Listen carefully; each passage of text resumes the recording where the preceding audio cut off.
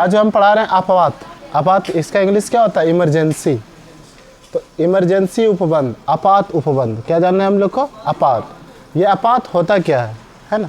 देखिए, आपात का वर्णन हमारे इंडियन कॉन्स्टिट्यूशन में, भारतीय संविधान में, कहाँ पर? भारतीय संविधान के भाग 18 में किया गया है। कहाँ किया गया है? भाग 18 में।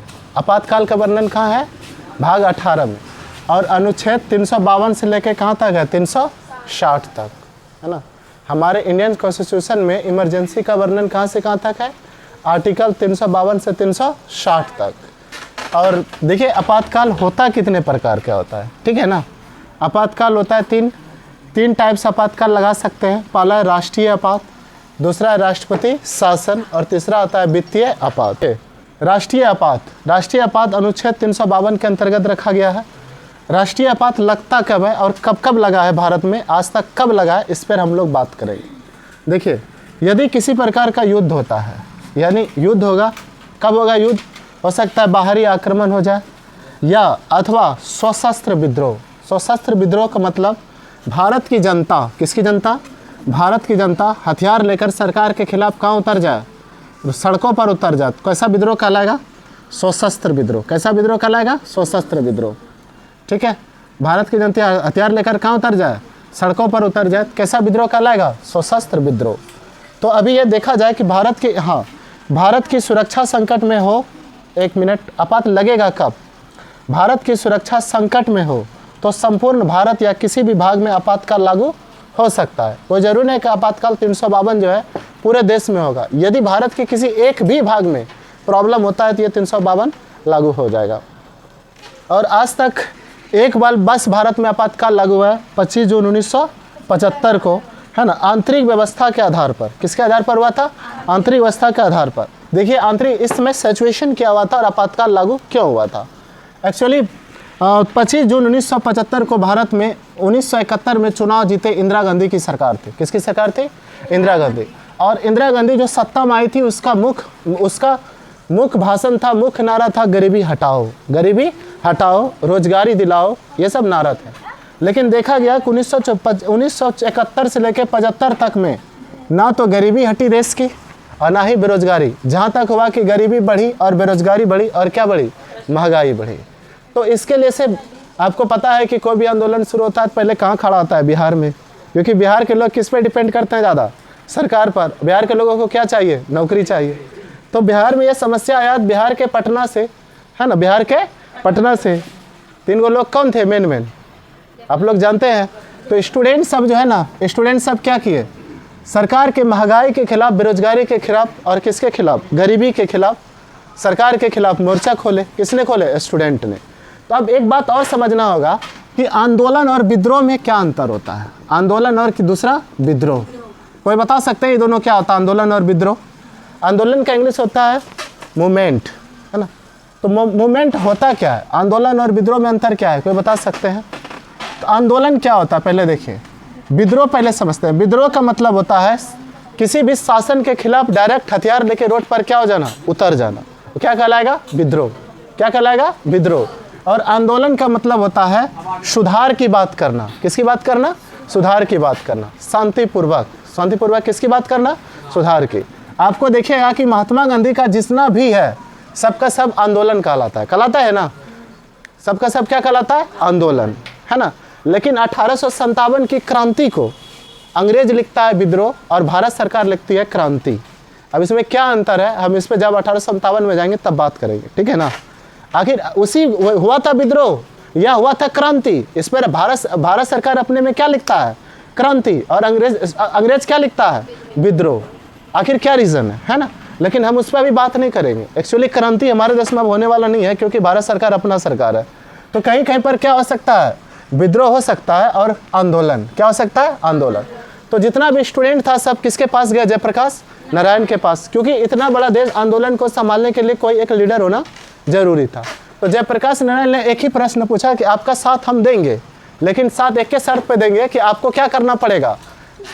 आपको किसी भी प्रकार से सरकारी कानून को हाथ में लेना नहीं पड़ेगा, यानी कि ना ही कहीं तोड़ फोड़ करेंगे और ना ही किसी का मारपीट होगा। मतलब कि कंप्लीट रूप से सत्य और किसके आधारित होगा? अहिंसा पर आधारित होगा। That's all complete depend on truth and non violence. क्योंकि जयप्रकाश नारायण खुद भी कौन सा नेता थे, कौन सा नेता थे, गांधीवादी नेता थे, सिंपल सा बात है। तो जयप्रकाश नारायण ने उनका आपातकाल में उनका क्या दिए, आंदोलन में साथ दिए। तो 25 आंदोलन में क्या दिए, साथ दिए। तो क्या किए, तो जयप्रकाश नारायण और विद्यार्थी मिल करके एक क्रांति स्टार्ट की जिसका नाम था कौन सा क्रांति, संपूर्ण क्रांति। कौन सा क्रांति रे, संपूर्ण क्रांति। सिर्फ हमारे यहाँ पे हुआ, बिहार में आंदोलन होने से देश में परिवर्तन आ गया, संपूर्ण भारत में, संपूर्ण भारत में, इसलिए इसका नाम क्या पड़ा, संपूर्ण क्रांति। यानी कि जो शासन है उस शासन को, यानी कि जो सरकार है उस सरकार को क्या करके, बदल करके नई सरकार को स्थापित करना, है ना, संपूर्ण क्रांति। अब ये लोग दिल्ली जाने लगा, रामलीला मैदान। तभी इंदिरा गांधी को लगा कि ये बाबा जी सब, बूढ़ा आदमी सब यदि दिल्ली आ गया, अब बिहारी पगला गया है ना रे, ये दिल्ली आएगा तो बिहार, आपको पता है पहले बिहारी पगलाता है, उसके बाद कौन पगलाता है, गुजराती पगलाता है ना। पहले बिहारी फिर कौन पगलाता है, गुजराती। ये बिहारी दिल्ली पहुंचेगा तो फिर कौन पहुंचेगा, गुजराती पहुंचेगा। और अभी भी अग्निवीर का पहला आंदोलन कहाँ हुआ, बिहार से ना शुरू हुआ जी। ये लोग खाली गड़बड़ कर दिया, ये लोग को आंदोलन, ये लोग विद्रोह टाइप से कर दिया, ट्रेन व्रेन जला दिया ना। यदि ये लोग आंदोलन करता तो नहीं पिटाता, ये लोग क्या कर दिया, विद्रोह कर दिया, तो पिटाएगा, सिंपल सी बात है। विद्रोह करोगे तो यानी कि सरकार के खिलाफ उठोगे, सरकारी शासन, सरकारी संपत्ति को क्या करोगे, नुकसान करेगा ना। इंडियन आर्मी और पुलिस वाला आके कूट देगा, पुलिस वाला से नहीं होगा तो आर्मी को बुला लेगा, ठीक है। लेकिन आंदोलन करने का तुम्हें अधिकार प्राप्त है, तुम आंदोलन कर सकते हो। ओके, समझ में आ रहा है। अब देखिए, अब बात करते हैं थोड़ा सा। तो इंदिरा गांधी को लगा कि आंतरिक व्यवस्था गड़बड़ा गया है, क्या गया है, गड़बड़ा गया है। तो उसने 25 जून 1975 को क्या लगा दी, आपातकाल लगवा दी। क्या लगवा दी, आपातकाल लगवा दी। ओके, तो आपातकाल लगवा दी। तो एक क्वेश्चन आता है यहाँ पे, सर यहाँ तो लिखा है, आप यहाँ पे लिखे हैं सशस्त्र विद्रोह, क्या ये लोग जयप्रकाश नारायण लोग हथियार लेके उतर गया था क्या? सशस्त्र विद्रोह मतलब होता है क्या करना, उतरना, हथियार लेके रोड पे सरकार के खिलाफ उतरा था क्या? नहीं, कहीं नहीं उतरा था। ये लोग क्या कर रहा था, आंदोलन। तो आपको याद रखना होगा कि 44वां संविधान संशोधन 1977 के पहले जो भारत में था ना, यहाँ पे सशस्त्र विद्रोह नहीं लिखा था, यहाँ लिखा था आंतरिक व्यवस्था गड़बड़ी। आंतरिक व्यवस्था गड़बड़ी, कौन व्यवस्था गड़बड़ी, आंतरिक। यानी कि गवर्नमेंट लग गया कि आंतरिक व्यवस्था की गड़बड़ी हो रही है तो क्या लगा सकता है, आपातकाल लगा सकती है, ऐसा लिखा था। लेकिन जैसे ही आपातकाल खत्म हुआ तुरंत क्या कर दिया गया, उसको संशोधन करके मोरारजी देसाई की सरकार आई, चुनाव हुआ 1970 में, है ना।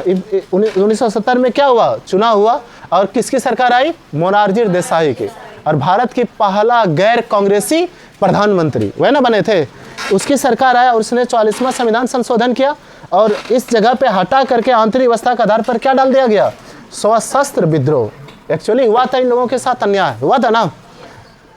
भारत का अनुच्छेद 19 क्या कहता है, स्वतंत्रता का अधिकार कहता है ना जी। 19 के तहत आप क्या कर सकते हैं, कहीं भाषण दे सकते हैं। अब वाक एवं अभिव्यक्ति की आज़ादी है ना, आप क्या कर सकते हैं, भाषण दे सकते हैं, बोल सकते हैं, लिख सकते हैं, जुलूस निकाल सकते हैं। तो हमारा मौलिक अधिकार था, लेकिन मैडम ने क्या कर दिया, आपातकाल लगा दी। तो संविधान का उल्लंघन की कि नहीं की तो इसीलिए से ये लोग थोड़ा सा उसमें क्या कर लिए, सुधार ला लिए, अब कोई आपातकाल लगने वाला नहीं है। ओके, तो देखिए प्लीज कंडीशन आते हैं। तो इतना बात है समझ में, आपको पता है आपातकाल में क्या हुआ था भारत में, नौटंकी, प्रेस सेंसरशिप लगा था। प्रेस सेंसरशिप क्या होता है, प्रेस सेंसरशिप, रात में जब आपातकाल लगाई ना इंदिरा गांधी 25 जून को, तो रात में जितना पेपर मिलता सबका लाइन क्या कर दिया गया, काट दिया गया। और डायरेक्ट सख्त आदेश दिया गया कि आप कुछ भी छापेंगे तो किसको पूछ के छापेंगे, गवर्नमेंट के परामर्श से छापेंगे। तो इसका नाम क्या दिया गया, प्रेस सेंसरशिप। और खतरनाक कानून जनसंख्या नियंत्रण कानून लाया था, आपको पता ही है ना। कौन कानून, जनसंख्या नियंत्रण, नसबंदी कर डाला सबका, है ना जी, बता दें, बहुत सारा का कर दिया था। और मर्फी का क्या मिलता था, रेडियो, एक दिन बताए थे हम, और कंबल, है ना, यानी कि आप कंबल ओढ़ के सूतिए और रेडियो सुनिए, है ना। और क्या करेगा, जनसंख्या तो बढ़ाना नहीं है, नसबंदी कर दिया उसका। चलिए आगे देखिए प्लीज। अब कंडीशन आता है कि आपातकाल कहाँ तक, कितने साल तक बढ़ाया जा सकता है। देखिए ऐसे इंदिरा गांधी 1975 से 1970 तक बढ़ा ली थी, है ना। उनका तो मनसा था कि 80 तक टाने, ठीक है, यानी हम ही पीएम बने रहे। लेकिन कंडीशन क्या होता है, यहाँ देखिए, संसद राष्ट्रीय आपात की अवधि 1 वर्ष से ज़्यादा नहीं बना सकता। ओके, 44वां संविधान संशोधन के बाद क्या कर दिया गया, 1 वर्ष से ज़्यादा आपातकाल लागू नहीं हो सकता। समझ गया ना। अब देखिए 1 मिनट, अब क्वेश्चन यह आती है, सर क्या आपातकाल लागू होगा तो हमारा मौलिक अधिकार बचेगा, तो देखिए कि ध्यान से, मौलिक अधिकार बचेगा या नहीं बचेगा। तो मौलिक अधिकार अनुच्छेद 58 क्या कहता है, देखिए अनुच्छेद कितना 58 कहता है कि 58 के अनुसार अनुच्छेद 19 निलंबित हो जाएगा, यानी कि आपका अनुच्छेद 19 जो स्वतंत्रता का अधिकार वो क्या हो जाएगा, निलंबित। 19A के तहत प्रेस की स्वतंत्रता आती है ना, यानी प्रेस भी बंदी बन जाएगा, वो भी कुछ छाप सकता नहीं है। ओके, यहाँ तक समझ रहे हैं कि नहीं समझ रहे हैं? यानी साफ कहने का मतलब तुम्हें स्वतंत्रता पूर्वक कुछ ना बोलने दिया जाएगा, ना कुछ लिखने दिया जाएगा। कब होने पर, आपातकाल लागू होने पर, यानी कि 19 आपका गायब हो जाएगा। वही कहता है 359 कहता है कि आपका 20 और 21 क्या रहेगा, निलंबित नहीं होगा। यानी 20 क्या कहता है, 20 कहता है आपका अरेस्ट होता है, इसको हिंदी में क्या बोलते हैं, गिरफ्तारी से रिलेटेड है। और 21 है प्राण और दैहिक स्वतंत्रता। प्राण और दैहिक क्या रे, स्वतंत्रता। तो प्राण और दैहिक स्वतंत्रता यानी कि आपको प्राण से तो वंचित नहीं कर सकता ना। तो 19, 20 और 21 आपके पास रहेगा, और 19 क्या हो जाएगा आपका, निलंबित। निलंबित मतलब सरकार आपकी खत्म कर देगी, जब तक क्या रहेगा, आपातकाल रहेगा। यहाँ तक समझ में आ गया अच्छे से। अब बात करते हैं अनुच्छेद कितना, 356 राज्य में संवैधानिक तंत्र विफल होने पर। देखिए अभी बिहार में किसकी सरकार है, नीतीश कुमार की सरकार है। यदि, और आपको पता है कि नीतीश कुमार तब तक मुख्यमंत्री रह सकते हैं जब तक ये बहुमत दल का क्या है रे, नेता है। और जैसे ही इनकी सीट, मतलब इनका 1-2 एमएलए इधर उधर हो गया, तो इनका सीट कम हो गया ना, तो जैसे कम हो जाएगा तैसे ही इनकी सरकार गिर जाएगी, और बिहार में क्या शासन लागू हो जाएगा, राष्ट्रपति शासन। क्या लागू हो जाएगा, राष्ट्रपति शासन। यानी कि राज्य में संवैधानिक तंत्र की विफल होने पर क्या लागू हो जाएगा, राष्ट्रपति शासन। ओके, लेकिन इसके पहले यहाँ पे अलग था। इसके पहले यहाँ पर था राज्य में प्रशासनिक तंत्र के विफल होने पर। कौन तंत्र, प्रशासनिक। यानी कि राज्य की पुलिस यदि निकम्मी हो जाए, गुंडैती बढ़ जाए, डकैती बढ़ जाए, बलात्कारी बढ़ जाए, तो राष्ट्रपति शासन। लेकिन ऐसा बाद में सुधार किया गया, और यहाँ पर क्या लिखा गया, संवैधानिक तंत्र। यानी कि कुछ भी हो जाए, यदि संविधान के अनुसार शासन नहीं हो रहा है, तभी कौन शासन लगेगा, राष्ट्रपति शासन। और मुख्यमंत्री को क्या कर दिया जाएगा, हटा दिया जाएगा। अब देखिए आगे क्या आता है, राष्ट्रपति या घोषणा। देखिए अब क्वेश्चन है कि राष्ट्रपति शासन रह कितना दिन तक सकता है। तो राष्ट्रपति का यह घोषणा 2 महीने के समाप्ति पर क्या हो जाएगा, समाप्त हो जाएगा, है ना। 2 महीना तक, मैक्सिमम कितना महीना, 2 महीना। और यदि संसद अनुमोदन नहीं किया है, यानी कि 2 महीना के बाद आपको फिर संसद से क्या करना पड़ेगा, अनुमोदन लेना पड़ेगा वहाँ पे, यानी कि पास करानी पड़ेगी, तब आपका क्या होगा, फिर से लागू होगा, आगे बढ़ेगा, जारी रखा जाएगा। अनुमोदन होने पर घोषणा एक बार में 6 महीने से अधिक, कुल मिलाकर 3 महीने, यहाँ पे 3 महीना न होगा, 3 क्या होगा, साल होगा। 3 साल से अधिक समय तक जारी नहीं रखा जा सकता। ठीक है, अब आगे बात करते हैं वित्तीय आपात। कौन से आपात, वित्तीय। तो अनुच्छेद 360 के अनुसार वित्तीय या अस्थायी साख संकट, देखिए ये कब लागू होता है, यदि युद्ध के समय में भारत की खर्च बहुत ज़्यादा बढ़ जाता है या कोई समस्या आ जाती है देश में, तब आपके पास, तब उस कंडीशन में भारत सरकार की खर्चा बढ़ने के कंडीशन में आपका जो भी पैसा बैंक वगैरह में है वो सब गवर्नमेंट कुछ दिन के लिए क्या कर देगा, रोक देगा। यानी कौन सा आपात लग गया आपके पास, वित्तीय आपात। कौन सा आपात, वित्तीय आपात। यह था भारत में आपातकाल की कहानी। और आज तक यदि बात करें आपातकाल सबसे ज़्यादा कहाँ लगा है, हाँ, तो 9 बार सर्वाधिक आपातकाल भारत में, 9 बार राष्ट्रपति शासन जो है ना, सबसे ज़्यादा उत्तर प्रदेश में लगा है। कितना बार लगा है, 9 बार लगा है। ओके, ठीक है, समझ में आया सबको यहाँ तक। तो ये हुआ आपातकाल। अब हम कल बात करेंगे एक एक करके, पहले राष्ट्रपति से शुरू करेंगे, ठीक है, फिर राष्ट्रपति, प्रधानमंत्री, एक एक स्टेप हम आपका सारा 15 दिन में पॉलिटिकल साइंस क्या कर देंगे, खत्म।